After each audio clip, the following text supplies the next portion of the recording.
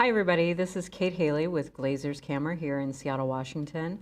Welcome to our fifth week of our anniversary event this fall, celebrating 85 years in Seattle as an independent camera dealer. We're a third generation family owned business with a massive selection of video, audio, lighting, and of course, cameras and lenses. We also have a great rentals department. So the reason why I highlighted lenses is because guess what? Today we start Lenses Week. We have a ton of programming this week brought to you by different lens manufacturers featuring many of their ambassadors. And today we're so pleased to present Hernan Rodriguez, who we were going to do an event with back in March when all of this COVID stuff started. And unfortunately, we had to cancel that event. But here we are, very excited to have him do his presentation called The Personality of Light. Hernan is a beautiful photographer. His work has tons of emotion, great lighting, and obviously a great use of other tools like lenses to make that work happen. Before we get started though, I do want to remind you guys, we really want to hear from you during these sessions. So please post your questions and comments in the Facebook comments or in the YouTube chat as we go through the session. Your questions can help make the session even better than it's going to be. And it's going to be really fantastic. So I must say, I'm looking forward to this. It's going to be a ton of fun. So without further ado, Hernan, I'd love to introduce you. And maybe you could share a little bit about you. And maybe you have that built into your presentation. I don't know. But Hernan, tell us a little bit about you and we can dive into your presentation. Well, thank you. Thank you again, Kate. And thank you, Ben and Tamron, for bringing me in. I always feel honored to do this because it's an opportunity to really give back. And I've done a lot of things in my life and my career, and I think for me the most satisfying is to do this type of work where I'm actually sharing my images, how I created, a little bit of the trajectory, how I've got into this place, and 85 years, Kate. I mean, that's pretty amazing for a camera shop to be around for that long because uh, it's not easy actually. So, good for you guys. And thanks again Yeah. for having me, Well, like I said, we're excited. We were sad to have canceled that event back in March. Ben and I have talked about doing these kinds of events, and we do events on our own as well with Tamron. But it's always great to have ambassadors and the Tamron Image Masters coming in and sharing their information and passion. So we have lots of Yeah, great comments coming in already. People are looking forward to the session and saying hello and good afternoon. So yeah. we're ready. Good, good, good. Well, let's, without further ado, a little bit about myself. I don't talk much, but, a little bit about myself, what I do or have gotten to this point.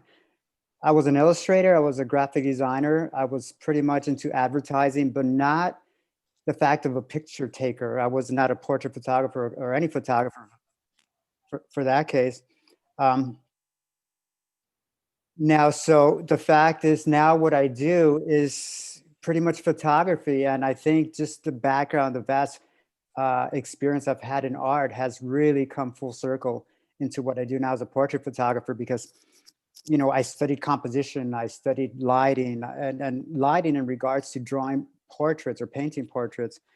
I took 2 years of color harmony, which implies a lot of psychology. So when we're taking pictures, that comes into play as well. Shape comes into play. So I think for me as a photographer to be able to do what I do, and most people ask me like, well, how long have you been a photographer? And I think kind of it's an unfair question because picture taking, I've been doing it maybe for 18 years, 20 years.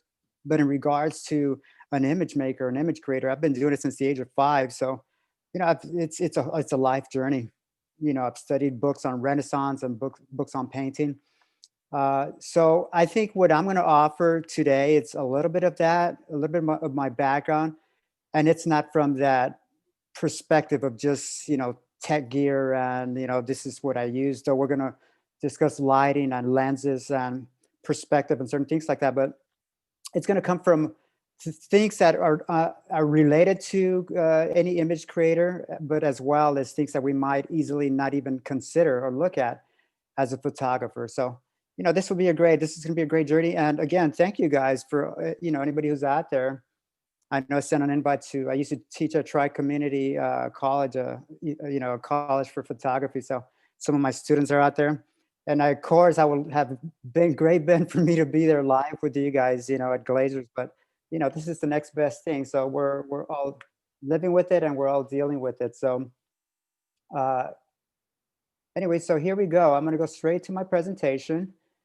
And why do I call it this here? Why do I call it the personality of light? Well, for one thing, light really is light is energy. Light implies psychology, so it's both science and psychology. And I think for every individual I photograph, and I've been blessed to photograph a lot of celebrities. I mean, I photographed Neil Armstrong. I photographed a lot of Muhammad Ali, 15 world champions. I did the Mike Tyson, Evander Holyfield portrait reunions, from rappers, from Snoop Dogg to the Gypsy King musician. So, I've had a vast experience in photographing people.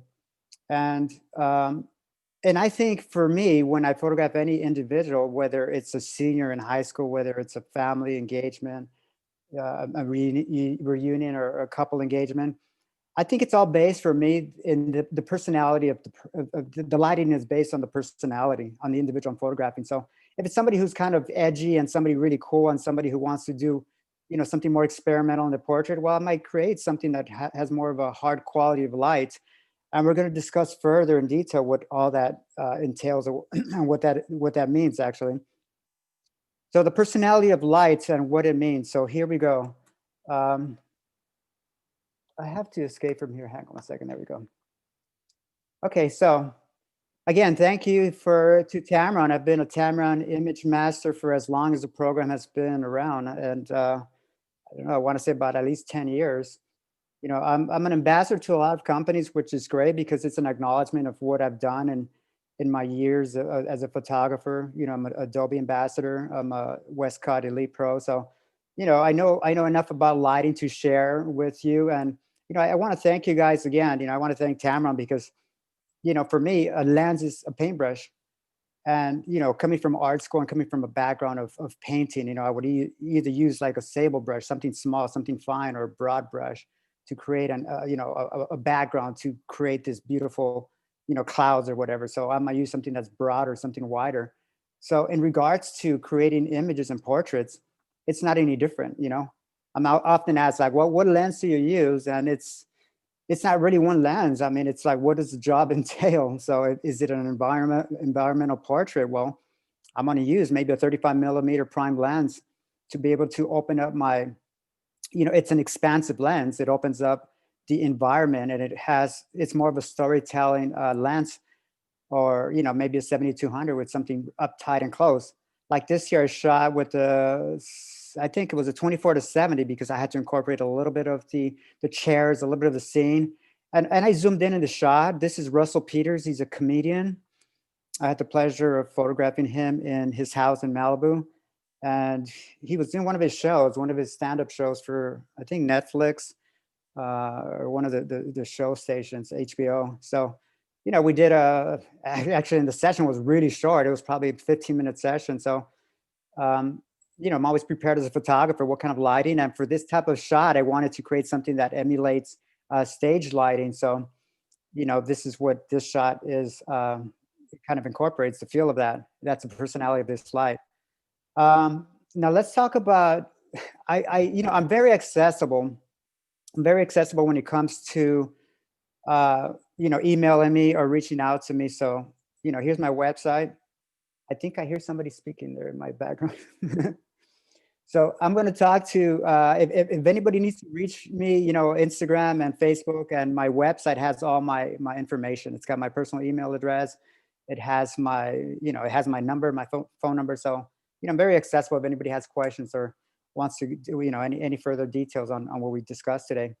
So this is the behind the scenes shot. Now, I have many slides presented today, and I'm going to try to get as much as I can because, again, this would be probably like, either an 8-hour workshop a 2-day session. So there's a lot of information, and I'm gonna try to, go as quickly as I can to get as much information as I can. But as well, I'm going to try to detail as much as I can in regards to the lighting, in regards to what lens I use to create the shot, or whatever information pertinent to the actual portrait. So, there's going to be little anecdotes that anybody could take for any style of photography that they photograph. So, we have people who shoot weddings or boudoir, or seniors in high school, or weddings. So I think when it comes to lighting, it really doesn't discriminate against what specific style of portraiture you do. It really is just, lighting people, working with people.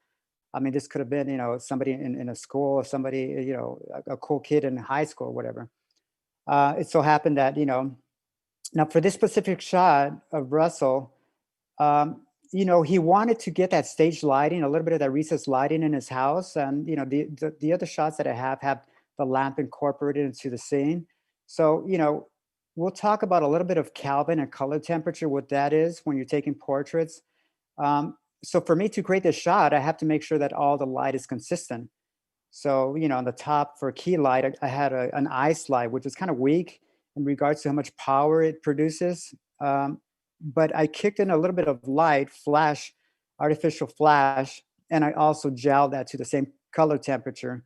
I either put a CTS, which I'll discuss later what it is, or, most people use CTO, which color temperature orange, but I use color temperature straw, which is a little bit more yellow. And a lot of times when I'm lighting individuals in an indoor environment, that's what I try to create. So that's kind of just a little bit of a mix of light, what I did for this shot. One more thing too, we're gonna have questions along the process of my presentation. So feel free to chime in. I know Kate there's in charge of, should be feeding me the question. So if there's something that is relevant to what I'm discussing, she's gonna go ahead and interject that. But if not, we're gonna wait and pause for a question Q&A. So just a quick sidebar on that. So here's my synopsis of what our outline would be for today. And of course, it's lighting people. We're lighting individuals, we're lighting portraits, and it's all lighting in regards to how we're going to create that for any type of individual. What is a portrait? We're going to discuss, the characteristics of a portrait. What is light? The ratio. The ratio pretty much creates the mood, and this is ratio in regards to, an aspect ratio in photography, a lighting ratio. Now, light has shape too. The shape of light. If I use a beauty dish, it's going to shape a specific type of light, opposed to what a snoot would create. A snoot would be a very narrow focused light. So we'll discuss a little bit of that. The quantity of light. Of course, light is cumulative. So if I use, one light at a certain power and I multiply that by a second light at the same amount of power, where it's going to start duplicating, and it's going to start incrementally adding more light, more units of light. So we'll talk a little bit about that. And of course, these are specifics, and I want to share this. These are specifics to what I use for my work. There's a lot of photographers, and there's a lot of great photographers out there, and they, maybe they use a different approach, but this is kind of what I do for, for my trajectory of being a photographer, a portrait photographer, is I go by these certain principles when I'm going out to any specific job. We're also going to discuss the quality of light. We have different qualities of light, hard light, soft light. We have the color of light as well. We have natural light. What is natural light? Well, natural light could be a cloudy day outdoors, which the cast might be a little bit bluer, or it might be like in California today. In Santa Monica, it's like bright, sunny, at 12 or 1 in the afternoon, it's, bright, sunny day. So color temperature changes as well. And cinematic lighting. What is exactly cinematic lighting? It's a term loosely used, and I hear it often, cinematic light, that's what he does, but what is it? What is cinematic lighting?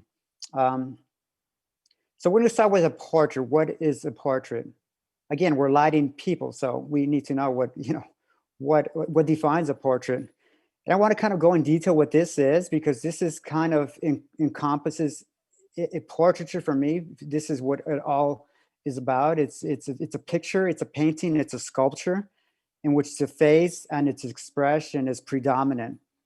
What does that mean? I mean, if I'm photographing any individual that sits in front of my camera, well, I mean, the face is what I'm going to photograph, and sometimes we consider a portrait too. Is a portrait a person looking at me straight with their eyes wide open, or can a person have their eyes closed, or can a person look 3/4 away from the camera? Well, if that's the case, there's got to be some expression or some type of body language that is also adding into, some type of dynamic. It makes the image evocative. So that's important for us to also consider in a portrait, that's not looking straight at us.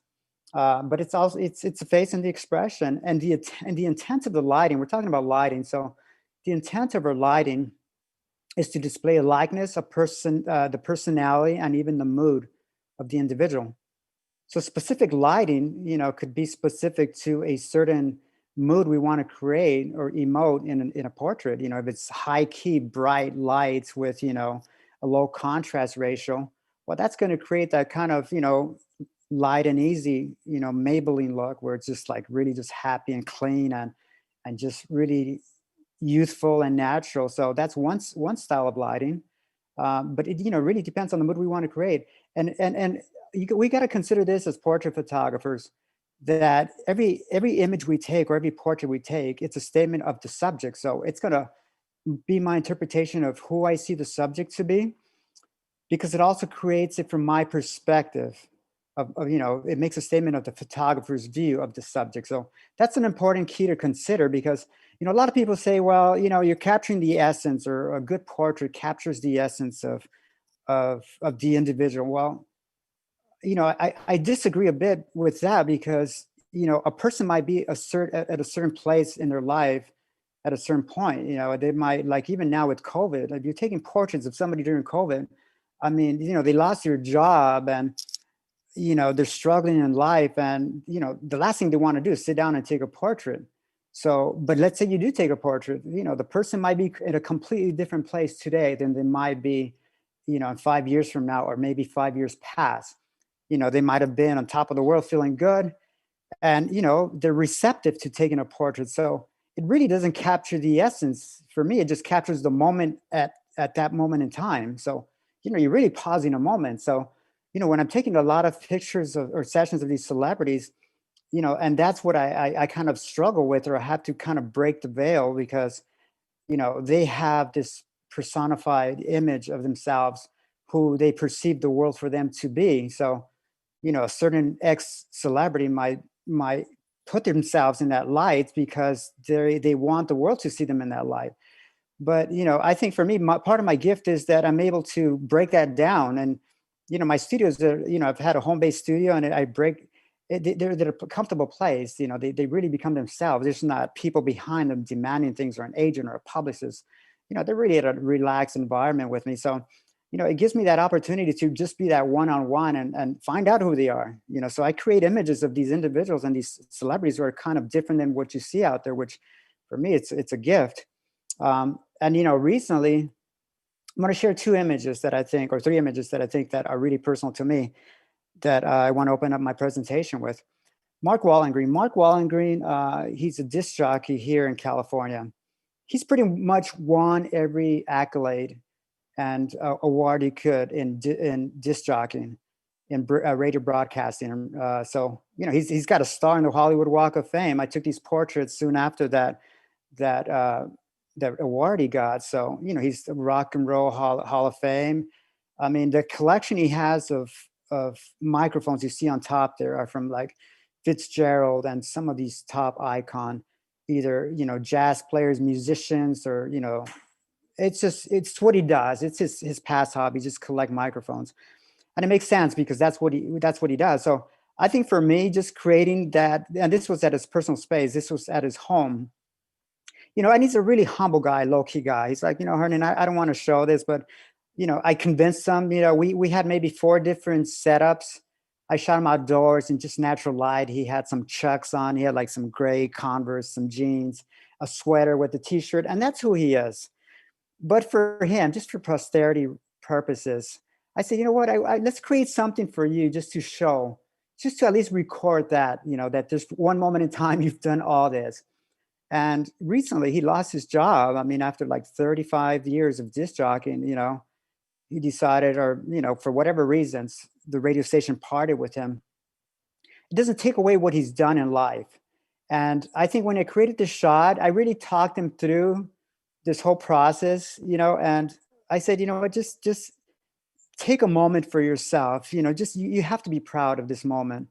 And sometimes when we're creating portraits of people, and I see a lot of photographers just being silent, or they're jumping up a ladder and taking an image from a high angle or low angle from the left to the right and doing, you know, you kind of lose that interaction with the individual. You almost have to be present with them. I shoot from one angle, one perspective, and I shoot straight on. I just have my subject turn left, turn right, and move around. So, when I'm doing these type of sessions, I like to capture, I like dialogue to happen because there's subcontext, there's information in their eyes. Otherwise, they're just blank. They're blank images, which are not, they don't relate to the individual, or they won't relate to me. They're just not valuable. And for me to create this shot, the technical aspects of this, it was all, I wanted to create stage lighting, and we turn on the incandescent lightings, just to light his microphones. We turn on the lights to light the, these are all continuous lights. We put an LED light underneath the star in the Hollywood Walk of Fame. There are his awards. And we set our shutter speed to be able to record that. So I think it was like a 20th of a second, really slow shutter speed to be able to capture the ambience of that, the actual incandescent lighting, or the slow speed for that. We gelled it. We put straw filter. We put amber filters on it. And then all I did was put two lights. I used a small 12 by 18 softbox with the same coloring. The light has to be consistent, the same color, the same temperature as it is what you have present there. So, flash tends to be a little bit more blue. So you got to consider that, the light has to be pretty close to what's there on the background. And it became a, well-balanced image. But for me, it's just kind of a priceless image because now it's valuable. Maybe who knows? It's valuable to me. Another shot I had was when he was looking down and he was thinking. I couldn't find that shot, but there's two shots that were really great for me in this whole session, and this is one of the ones I want to share with you. Here's another shot of an important man for the Dodgers here. He was a Dodger talent scout. He's got a long history on how he got to this place.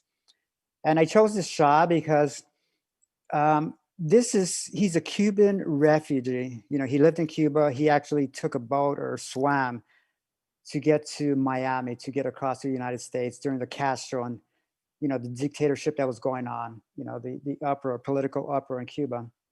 He came in, he worked as a dishwasher. He came from zero. And he became, one of the biggest talent scouts or sports talent scouts that, history has had for sports.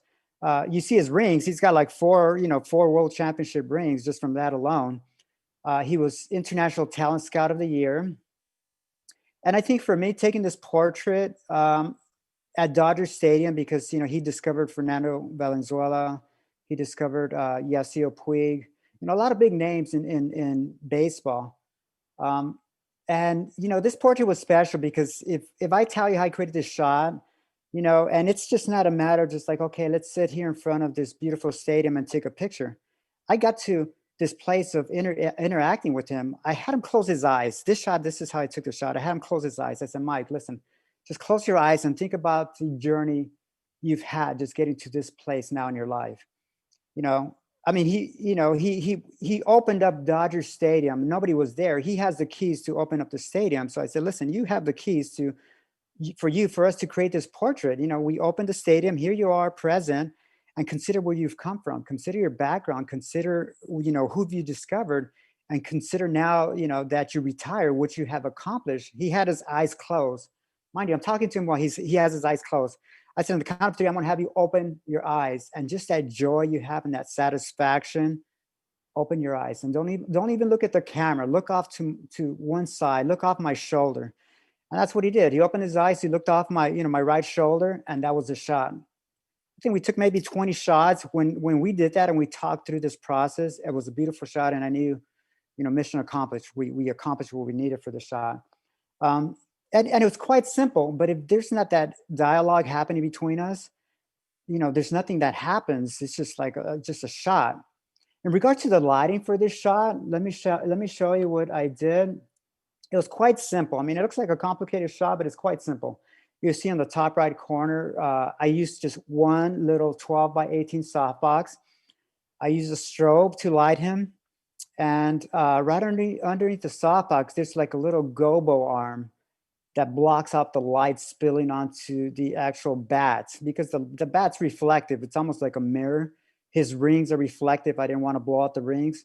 So, I'm modifying light. I'm controlling the shape of the light, which is part of, being a good portrait photographer. I just don't have a 12 by 18 softbox and just throw all the light out.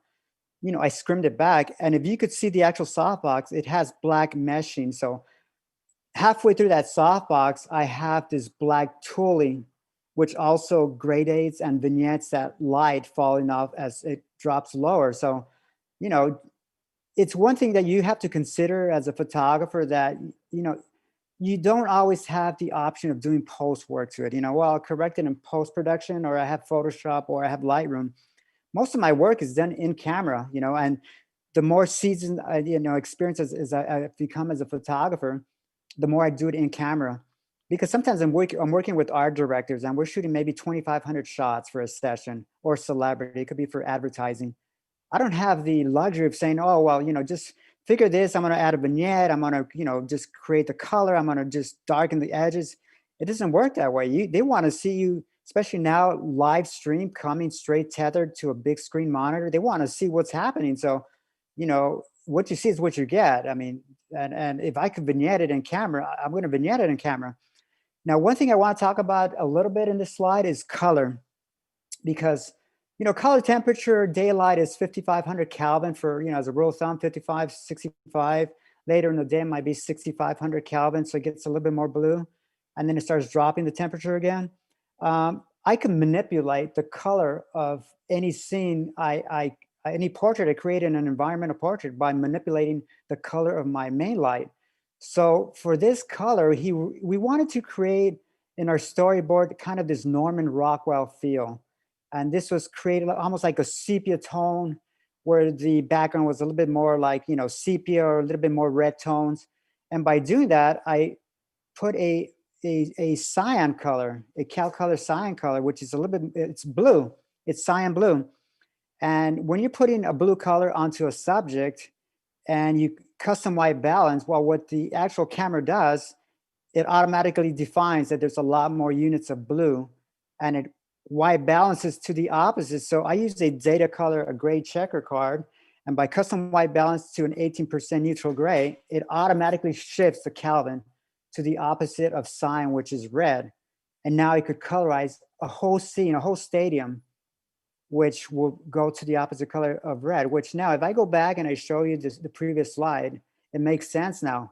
If you see the blue skies, they have a kind of a red tint. The white highlights in the clouds are no longer white. It has more of a sepia tone. The yellow, the grass, which is normally like a brighter green, has more of a yellow cast, because now it's added a little bit of red into the color, into the scene. So, you could see how this, just by creating a custom white balance or adding color into your main light, so you could actually colorize the whole scene or whole background. And a lot of what I do in my portraits is this type of work. Little do I use white light. I'm always manipulating or using some type of coloring on my portraits. It just creates a nicer dynamic. And besides that, white light really it's rare. We rarely see white light. If I'm sitting here next to tan colored walls and the light reflects, well, there's a cast, more of a yellow reddish cast coming onto, to me, to the subject. So these are things that we have to consider when we're photographing. And on some tech notes, the exposure for this was 2/50th of a second, which was the maximum shutter speed for my camera. So I go to the maximum shutter speed. I went to ISO 200 to even push it a little, to underexpose my background a little bit, to f11. So, that was the final exposure I had for that. And I used a 24-70. Again, I'm talking about creating an environmental portrait. Would I take this portrait with a 70-200? No, I wouldn't. I would take this with a 24-70, which gives me the amplitude of going from 24 to maybe, I don't know, 70, maybe no bigger than 70 if I wanted to create just tighter shots for him. But I would never use a 70-200 for this shot, because, he's opening a stadium, a beautiful stadium. Why would I want to not show that? I might even go further to using a 15 or 30 and show more of the environment. At the time I didn't have a lens, but this is years ago. That's Ben. We didn't have that lens at the time, man. I would have taken a different shot. Now, let me share something with you. Helen Reddy, for those of you who don't know who Helen Reddy is, Helen Reddy recently passed away, and this was probably about 5 days ago.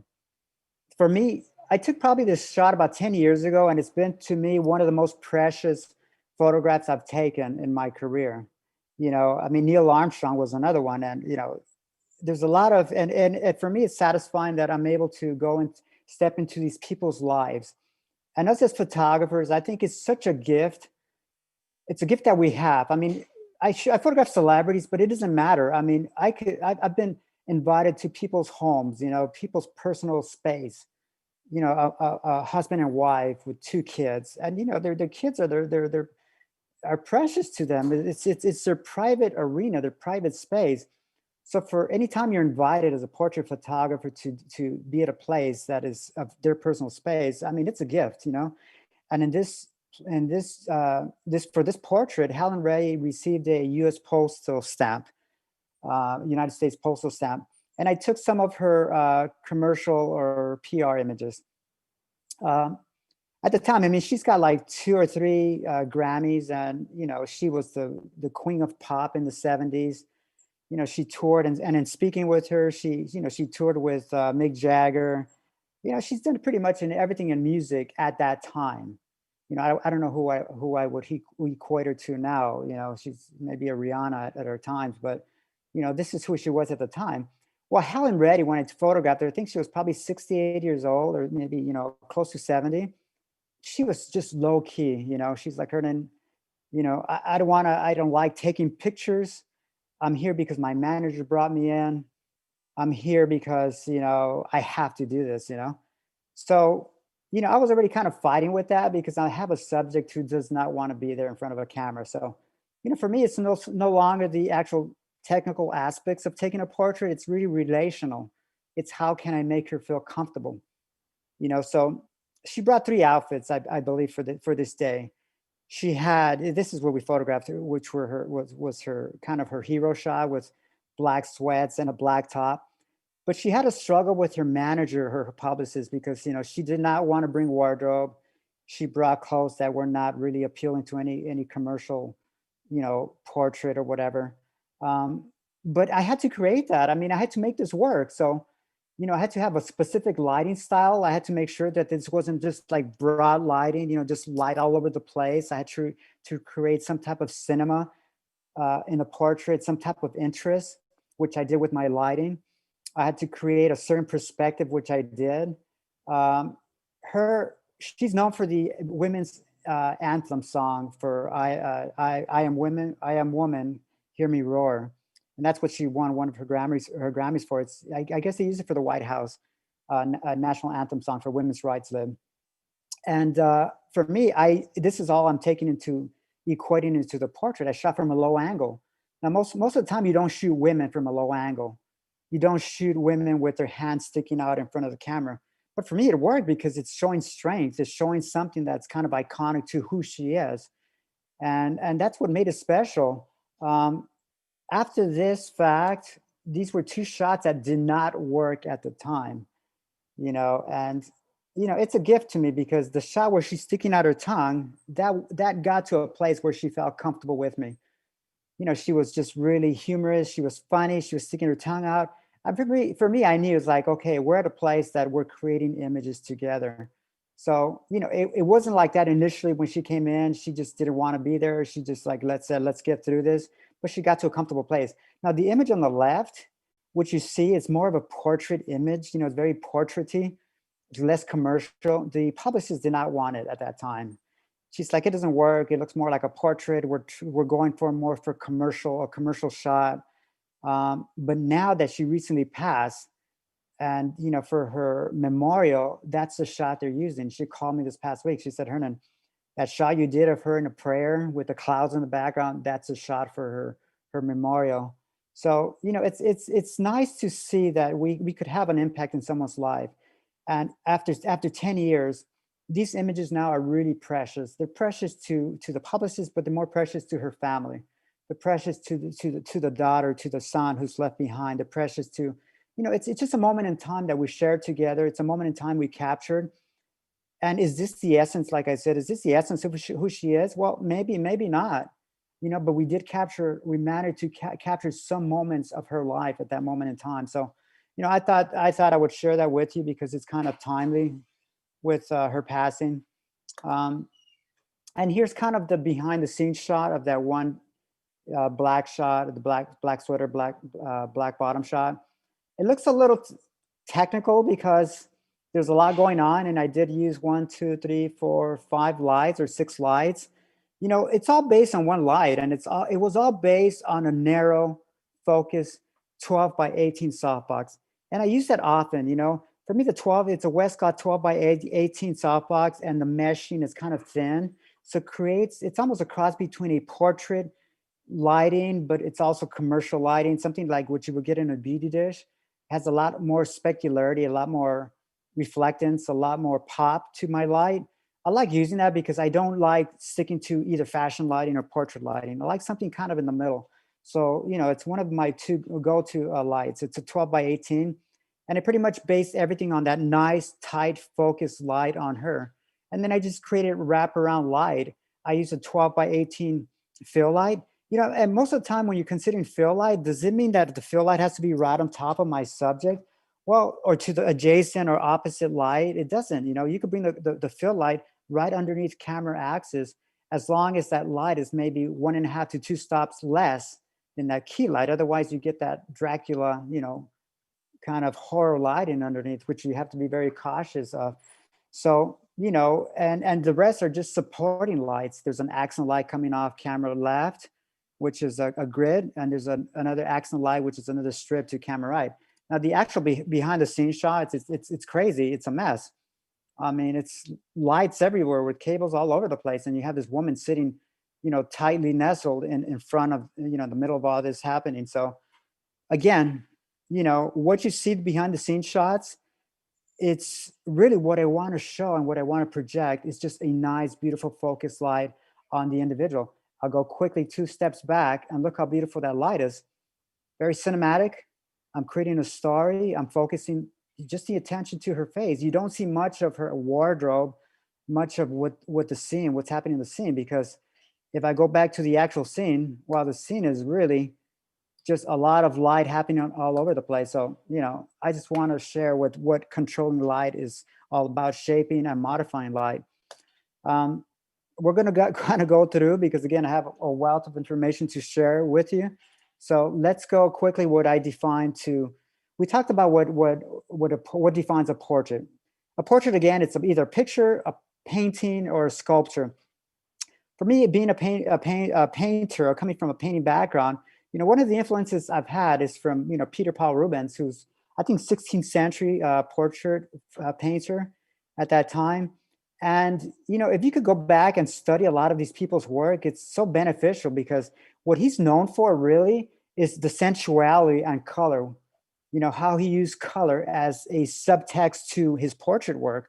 He used rich, saturated colors, complementary colors as well. So, if you take an image on the right with the woman with that scarlet red kind of, a robe around like a wedding dress, I mean, that could create a nice edgy wedding shot, I mean, you might get a bride who wants to do something just out of the norm, something less traditional.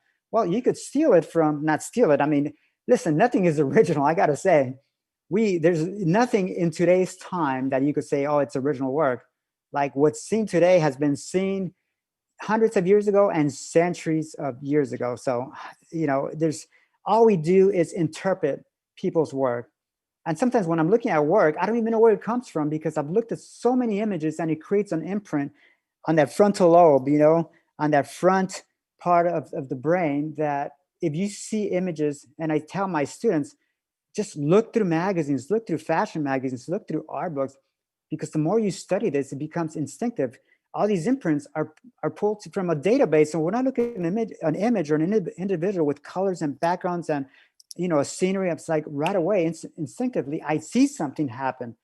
And sometimes I don't know, but is it my original work? Well, no, I'm sure I saw it somewhere from somebody, but it's how I interpret that. It's important for us to always just study and always absorb as much as we can from people. So he's known for color and sensuality. This is kind of a cool throwback of that painting. I created this, it's a husband and wife. He's a painter and he's been painting for 50 years, and he's painting this beautiful portrait of his wife. And that's his space. He's got all these paintings that he has on the wall. And when I saw that, I said, I know exactly what I want to do with this portrait. I want to kind of emulate, one of Peter Paul Rubens' portrait. If you see, there's a lot of likeness. I mean, the guy with the beard and the burgundy top is what I had him wardrobed as, So it's good to bounce back and have these thumbnails and show and share these storyboards. I rarely go into any session just kind of blank. Let me see what I'm going to create. Though I do that sometimes, and you create magic, but most of the time I have some type of, mood board that I go, and this was done for this. And then the lighting, well, what kind of lighting would I use? Would I use flash? Well, no, because there's a lot of incandescent lighting. There's a color temperature of lighting, which is 3,200 Kelvin, which all the kind of gallery lighting would be. In a home, the lamps, low-key lamps with, low temperature. So what I did was I put continuous lighting, and I put filters on my light to give me the same color temperature. And, a little behind the scenes shot. Oh, I think I skipped that one. But there was a behind the scenes shot that I show, a little video on how I created just with LED lights. And these LED lights were wrapped around these individuals. So pretty much what I see is what I get, but I also have to colorize the lighting to be able to give me that warm tone. And I use a CTS again. I use a lot of CTS filter, which is, color temperature straw. You could find that in and I'll go through that in a little bit, what that is, but I have a swatch book, and I always try to create some type of mood in my portraits. Sculpture, what's a portrait? Well, a sculpture is a portrait. I mean, look at the bust of Mike, from the NFL. Strahan has a bust, NFL Hall of Famer. And, there's a likeness to him, so that's a portrait that's for the rest of, his life and his generations for his family. They created a bust for the NFL. Mount Rushmore here, the president. So we recall that's a portrait. We got these presidents up against a rock. And the statue of David, well, that's probably one of the most known sculptures that ever existed. Again, that's a portrait. It's in it personifies an individual, which is David. And again, it's the likeness as far as, or as close as to his likeness as we can. And then, of course, the statue in Brazil and Rio de Janeiro. So again, what's the portrait? One of the actual influential photographers that I like is John French. John French was born in 1907, and if you see a lot of his images, you can pull up his images today, and you're talking about 100 years later, over 100 years later, and his images are still relevant today. He was known for his photographic style was kind of honed in for newsprint. So newsprint at the time was, saturated a lot of ink, so it had to be contrasty. That's why you see a lot of newsprint at the time would look like clip art, because, if you see a person, deep shadows and, the eyes were kind of drawn in, but there was high contrast. So when he created images, his portraits were also coming from that background of high contrast fashion shots. And his work was influenced by his commercial background work as well. So he pioneered fashion photography as well in natural light.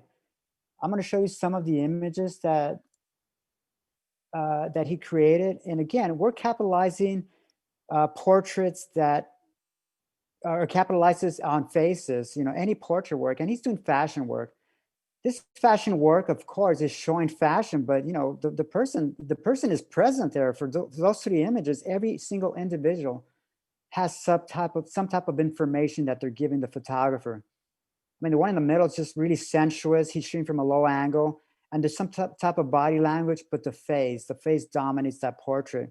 as well as the image on the left. She's got her hand on her chin, and there's an expression, there's sensuality, there's information in every portrait. And though he's not doing just classic portrait work, he's doing fashion portrait work, commercial portrait work at the time, but there's information. So this again is considered to be a style of portraiture. Okay, let's get quickly into lighting, what lighting is. Okay, lighting is a language, and it has two things. It communicates both in science and physics, and it communicates in psychology.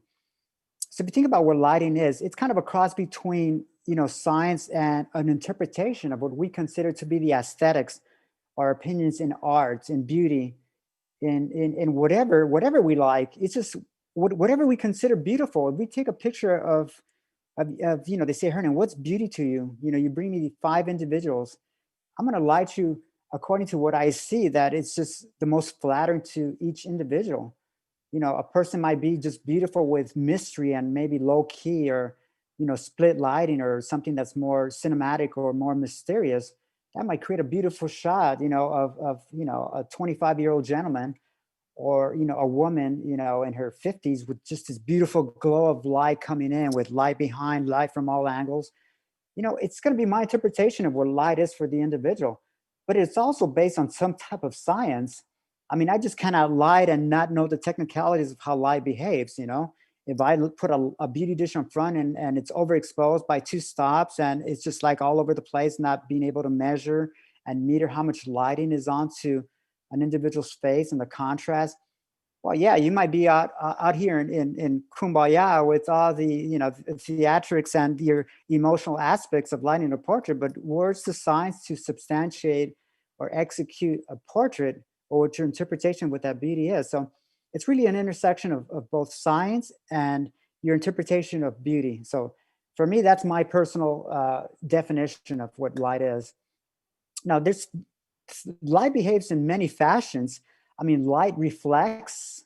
If I use a silver, reflector in front of a white light, well, it's going to bounce off, silver high contrasty light. If I switch it over and use a gold side, well, just this warm, gold, sunny, sunset looking type of light, though it might not be, sunset, but it might give me the feel of this, as the sun's coming down of a sunset. So, it behaves in different fashion. It refracts. If I put light through, a vase or something, that light strikes the entry point of that vase, and it just refracts. It goes all over the place. I might not be able to control where that light goes. It bends, it's dispersed, or it could be absorbed. So these are things we have to consider in lighting. There's 2 things that that are most important to a portrait photographer. Okay, there's an origin of light. Where's the birth of that light, or the source of the light? Not always are they the same. So for instance, in this example, there's natural sun coming through the window. So if we're looking at the slide, the natural light's coming through that window, and that's the actual origin of the light.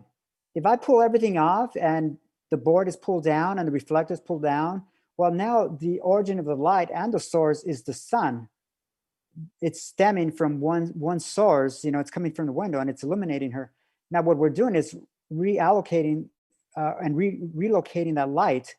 We're bringing that whiteboard and we're choosing just the right amount of light to come. It's the shaft of light coming through the upper top of that whiteboard, and it's bouncing off the reflector, which is kind of like a zebra. It's silver and gold source, and we're redirecting that light now as our source of light. No longer is the sun the sun is the source of light, but now the reflector is the source of light. So these are the things that we got to consider in lighting.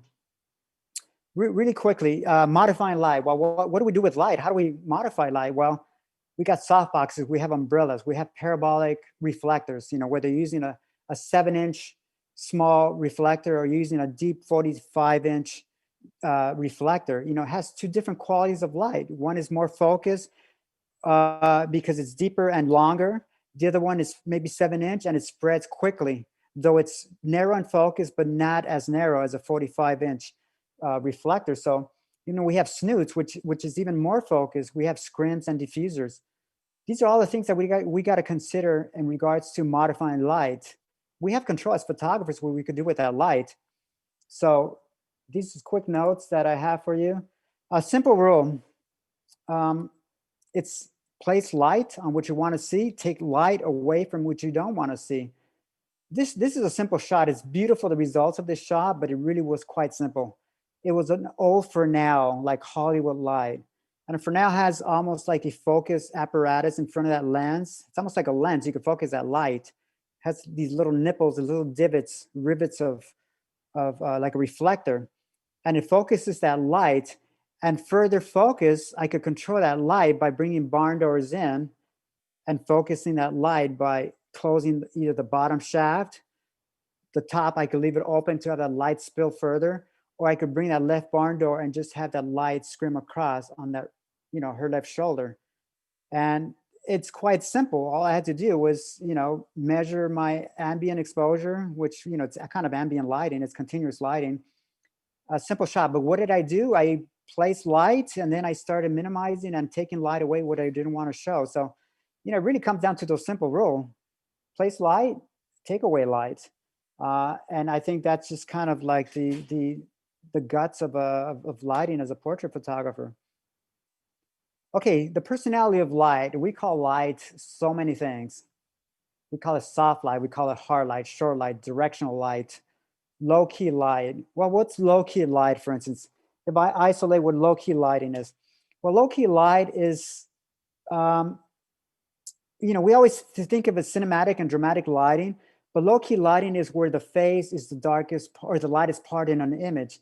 So everything is dark, and actually the lighting. So low key lighting is the face is the lightest part of an image. So if you have a dark background, dark clothes and everything, well, the face is what I illuminate to show, I want the attention to be mainly on that face. High key lighting is the opposite, where everything is light, but the face is the darkest part of an image. The face is attractive, where everything is light, light, light, and the face is in contrast the darkest. So that's what a high key lighting scenario is.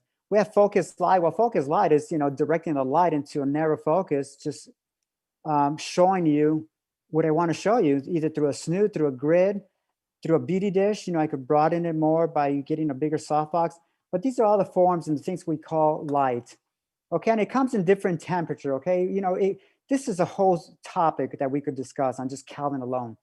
When we set our cameras to a certain Kelvin, and it's kind of counterintuitive when we're thinking about, color temperature, because if you're setting your camera to, a light source that is a candle light or an incandescent lighting, tungsten lighting, which is 3200 Kelvin.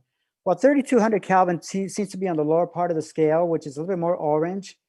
And if you set your camera to 3200, while you're looking at your camera at 3200, it seems really blue.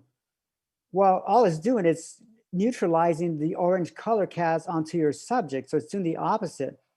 Where in a scale, if I were to put, increase that color temperature on my Kelvin to 5600 with an incandescent lighting or tungsten lighting, it becomes orange and just like, it's an image you cannot use because it's too far in the spectrum.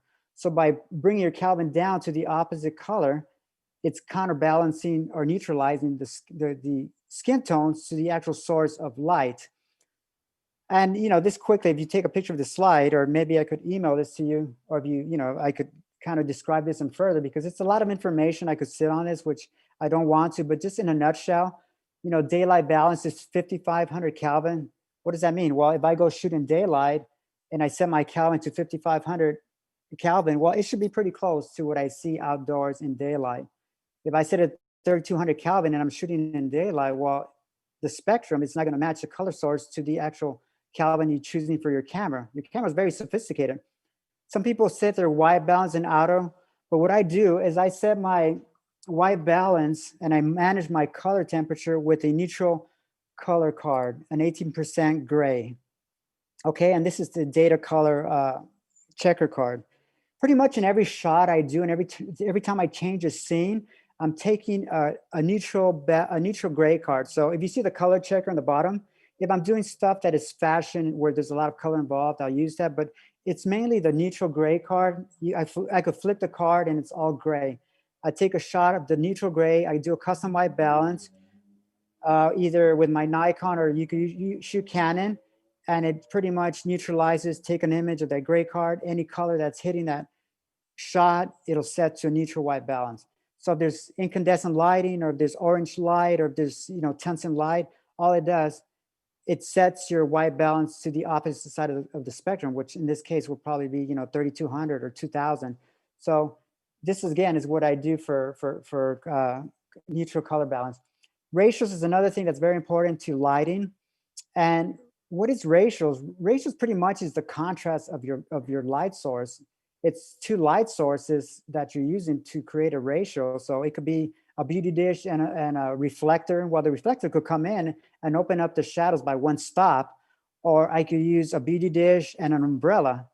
Well, that aspect ratio is created by minimizing the relationship between the key light and the fill light.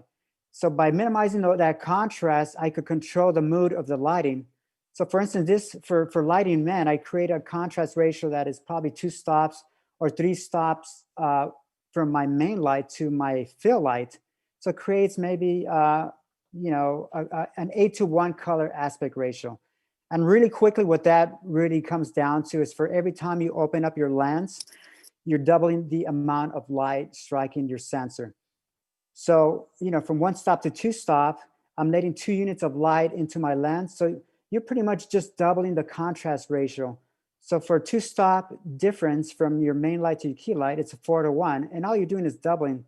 A 3 stop is you're doubling the 4 to an 8. So it's an 8:1 aspect ratio, a 16:1 aspect ratio, 32:1 aspect ratio. All it is your, the units of light striking the brightest part of your portrait is that many stops brighter than the shadow side of the side of your fill light. So all you're doing is creating a contrast between main light and a fill light. Again, this is a lot of science, and we could get really involved with that, but I really want to show you more of the personality really quick behind the scenes of what we did on some of these shots. Diffuse light. Well, what's diffuse light? Diffuse transmission is all it is. When you're diffusing light, you're pretty much using some type of translucent material on your light source that minimizes or diffuses the transmission of light striking your subject. Well, what exactly is that? It could be a scrim, it could be a softbox, it could be the clouds. The clouds on a sunny day, clouds come across and cover the sun. Well, that's diffuse light. No longer do you have an f/16, but now you probably have like a 5.6 on your f-stop. Why? Because it's softening it's diffusing the transmission of light, and it's also softening the actual quality of that light. Now, this is a gal I photographed here in California. She's a famous YouTuber. She's got like, I don't know, millions of followers, 7 million followers on YouTube. She's one of the original YouTubers, and she's done stuff for Tommy Hilfiger, for Calvin Klein, and we did her publicity shots in bright out California sun. Pretty much what we used in this setup was diffuse light. We used a scrim right on top to bring the contrast from a bright hard light to soft diffuse light. And this is the video that I'll share with you what we did. If I could hit play here. No, it's not playing. Hi, Hernan. That might play a little slow. We didn't know you had any videos. It's choppy. Is it showing? Yeah, it's showing. It's just a little choppy because of the whole internet thing. Okay. Zoom. So should we skip this one? No. Keep going. We'll get the idea. Yeah, so people what can I'm get the showing you is idea. I just wanted to let you know that it's typically when there's Okay. videos, this can happen. So Okay. yeah, no worries. You pretty I much just- see what diffuse light is. It's a scrim put on top. It breaks out the sun, and it softens the aspect ratio. So that's pretty much what diffuse light is. And the shots that we took for her, it's kind of obscene because that's a shot she chose, and that's her personal shot. The one on the left is actually the one her publicist shows. So it shows you what's valuable in a portrait for her and what's valuable in a portrait for commercial purposes. So one of them is what she used for Instagram, for social media. The other was she used for marketing.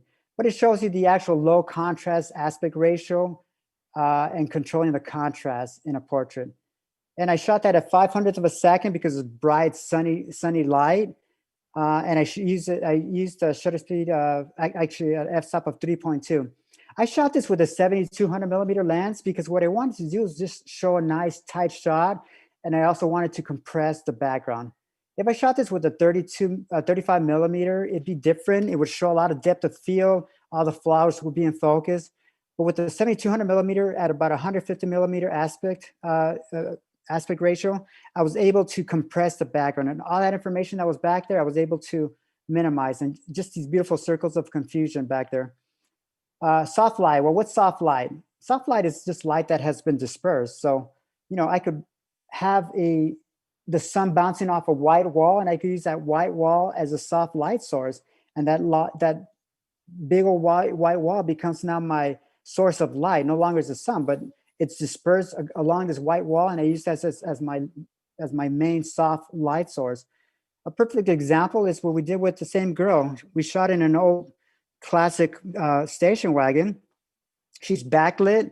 If you could see, I set my shutter speed at 2/50th of a second.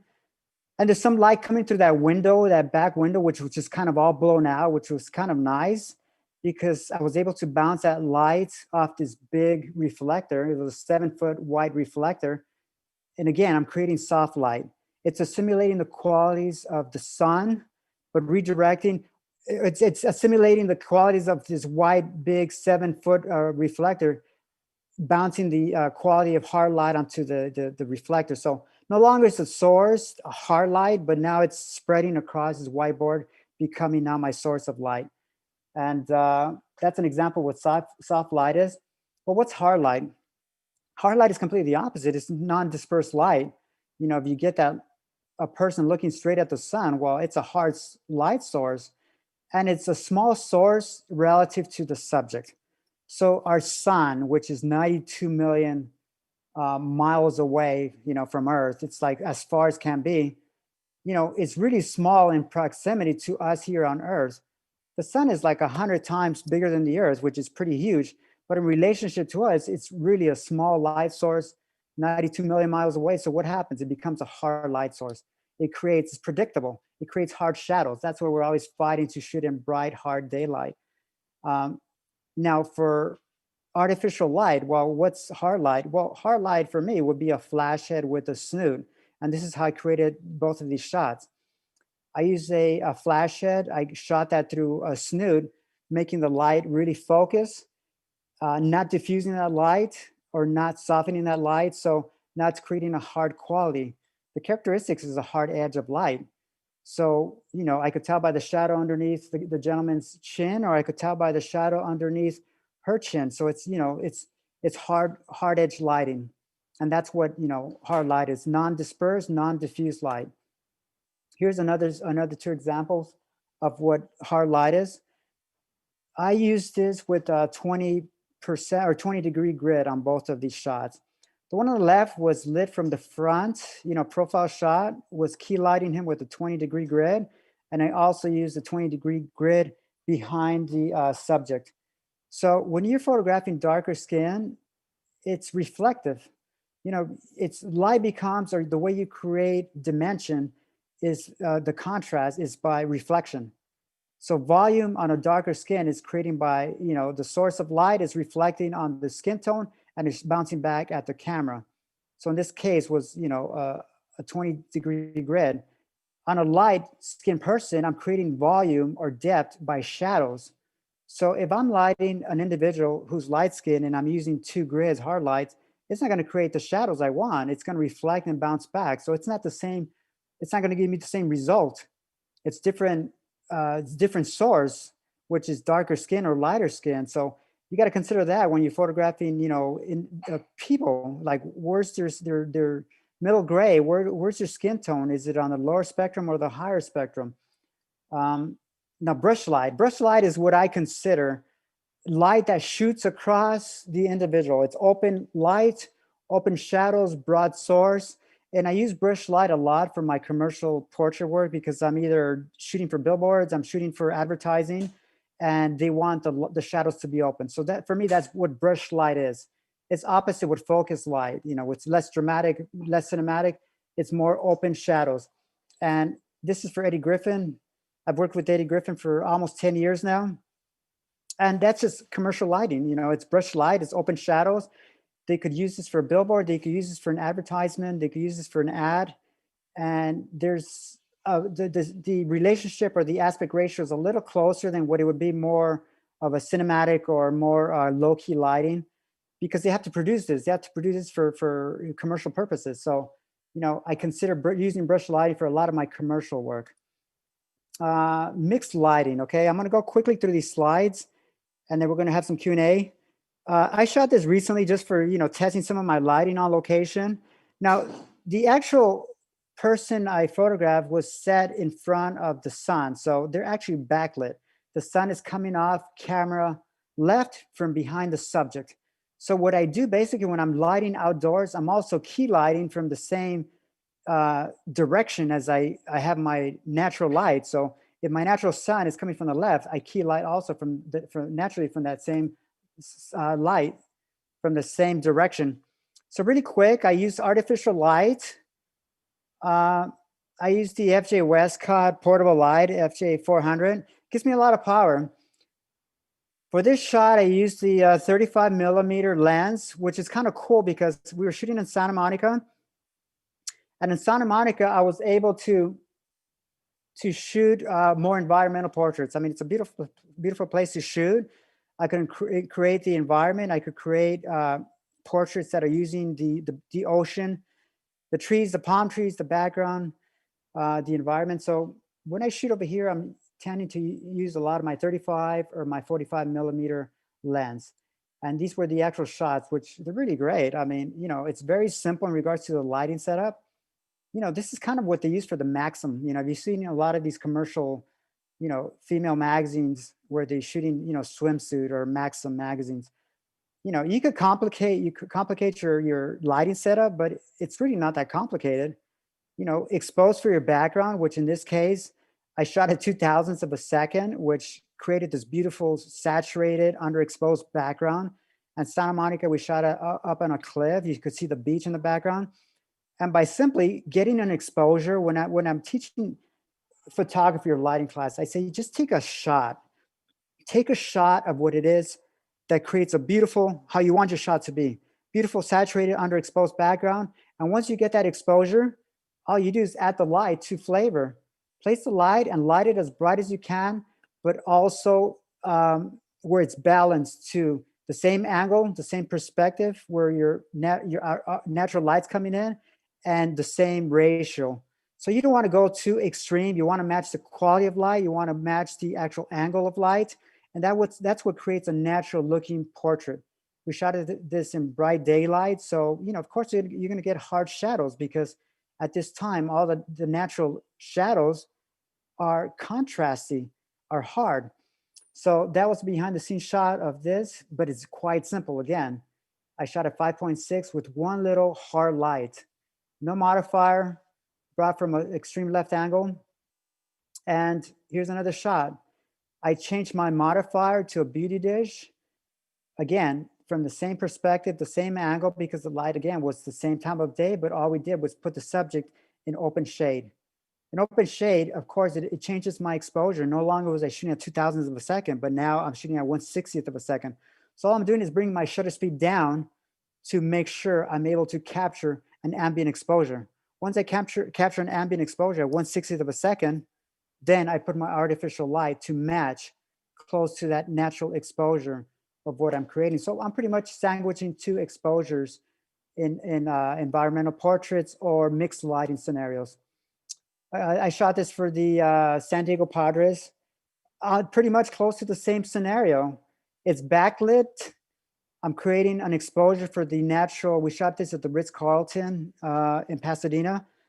And it's less static, you know, staged sports portraits. These guys, you know, they wanted to show their personality, which for me was great because I'm showing the aspect of every individual. One guy liked his jeans with his, you know, his watch and his chain showing. The other guy was just, you know, his Gucci shoes and his nice, you know, wardrobe. So, you know, we just changed the wardrobe, but the scene was just beautiful. On camera left, look what a lens will do for you by choosing a completely different lens. Camera left, I use a 70 to 200 millimeter lens, and I was pretty much close to the extreme of my 200 millimeter lens. I think I was at 180 millimeter aspect ratio on my focal length on the left. What did it do?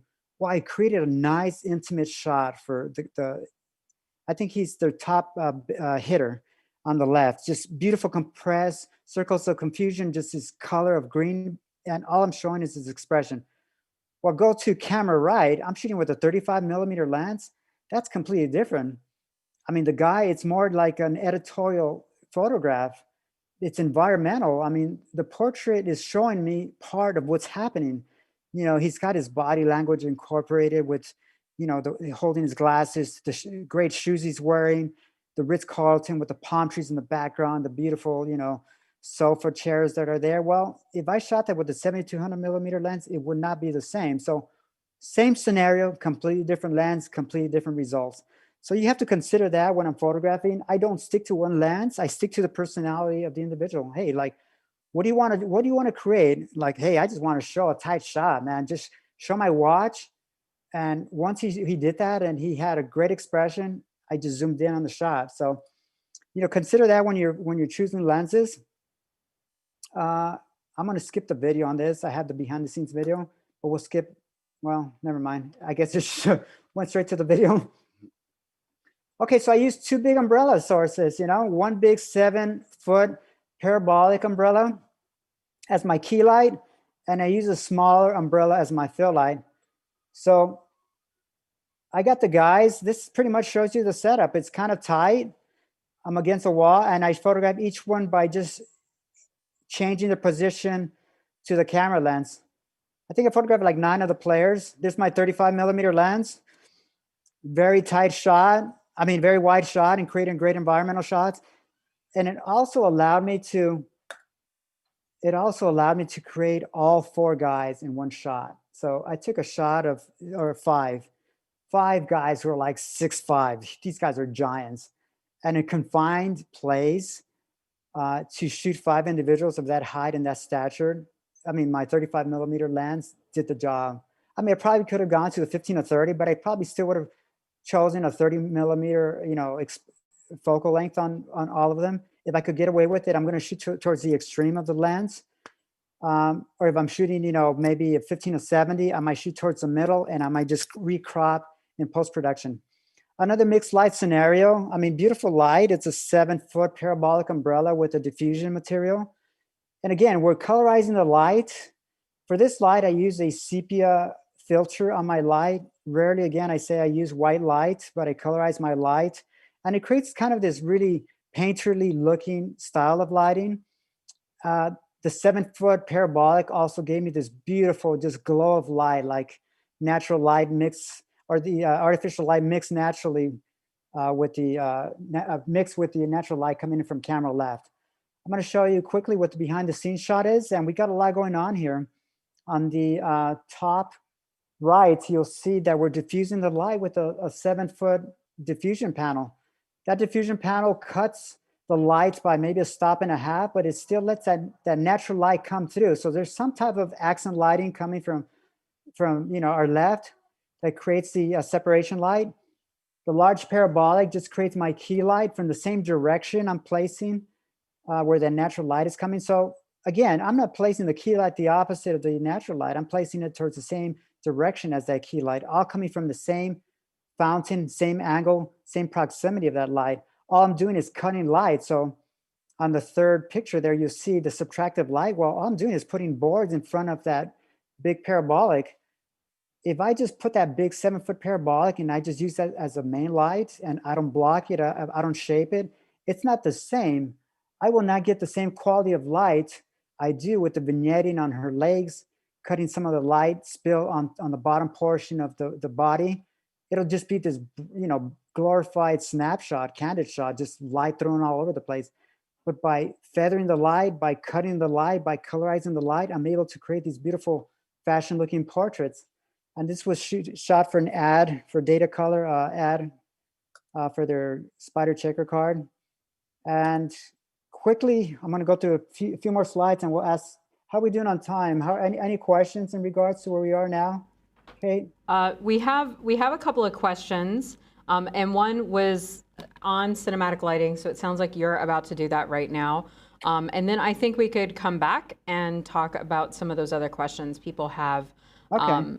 And I think probably a couple of questions around some of the lighting you're using on location around the FJ400 and stuff like that. Okay. But I would say let's do this because that's going to answer some of the questions that have come in. Okay. And then we can hold those other questions until Excellent. we're wrapping. Okay. Good. So when we talk about cinematic lighting, it really is. And again, when I started my, our presentation, I talked about cinematic lighting and what it actually means.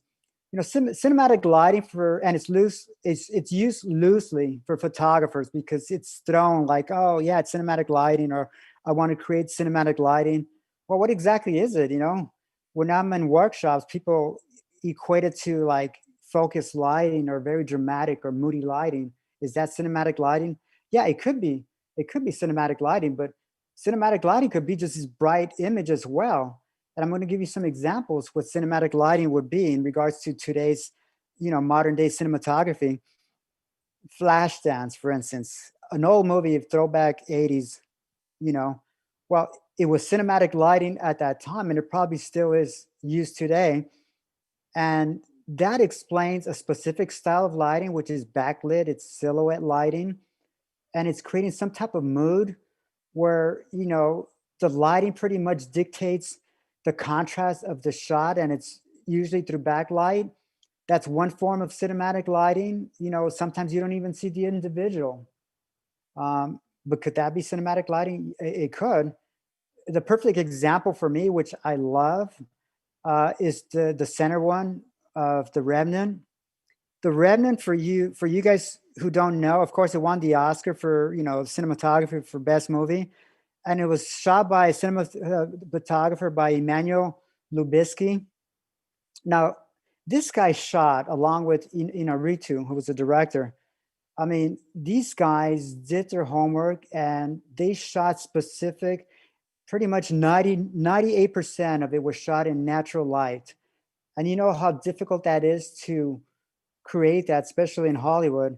Uh, when there's continuity and you have to create the one thing is if you're shooting for a week or for, a few days, but create this over, 7 months, and to have that light and the continuity of the light, scene after scene after scene and place after place look the same, to have that type of control and to wait for the precise time of day to see where that light, where the sun is coming from. And they shot this of course the place was freezing, but I know they relocated all sets and flew everything to a different part of the world because that the time of day no longer, or the place geographically was not the same kind of lighting they wanted. They flew somewhere else in the other part of the hemisphere to create this type of lighting. And it's all cinematic. It's all, it's real. So what they wanted to do is take you on this journey to put you present there. Like if you're feeling the elements, you're there with them.